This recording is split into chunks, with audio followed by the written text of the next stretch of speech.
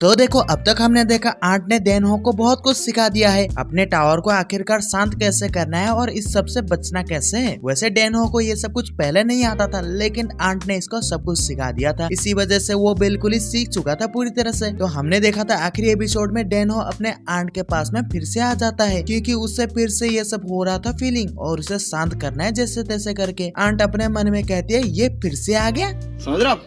समझ रहे हो? जो कि असल में आंट उससे बहुत ही ज्यादा प्यार करती थी। इसी वजह से वो डेहो को बोलती है चलो ठीक है, तुम यहाँ पे आ जाओ, मैं तुम्हें अभी ठीक कर देती हूँ। लेकिन डेनहो इन सब के बजाय उसके साथ मजे लेने लग जाता है और उसके टुनटुने दबाने लग जाता है। लेकिन बार बार मन में ये भी सोच रहा था इसके सामान तो कितने स्मूथ है, मुझे तो छू के ही मजे लग रहे हैं। और उसके साथ में वो कई देर के बाद मजे ले रहा था। बहुत देर बाद में आखिरकार वो कुछ तो शांत हो ही गया। लेकिन यहाँ पे आंट मन में सोचती है इसको आखिरकार हो क्या गया है, ये बार बार मेरे पास में ऐसे आ रहा है, इसको सिखा के मैंने गलती कर दिया क्या ये सब कुछ। उनको ही ये बात सोच के डाउट लग रहा था, लेकिन वो फिर भी कुछ नहीं बोलती है, अपने मन में ही ये सारी बातें बड़बड़ाने लग जाती है। अगले दिन सुबह आखिरकार डेनहो के अंकल, जो कि आंटे के हस्बैंड थे, वो घर पे आ चुके थे। बिजनेस ट्रिप के बाद वो घर पे नहीं थे, इसीलिए डेहो को ये सब करने में कोई प्रॉब्लम नहीं चल रहा था। अंकल आ चुके थे आखिरकार घर में। वही माई को जब अंकल के लाए हुए कुकीज मिलता है तो वो बहुत ही ज्यादा खुश हो जाती है, उसे वो खुशी खुशी ले जाती है। आंट कुछ बताए बिना बस देखती रह जाती है उसकी तरफ। वहीं डेहो, जो कि चुपचाप बैठा हुआ था पानी का गिलास लेके, लेकिन वो अंकल की ओर देख नहीं पा रहा था।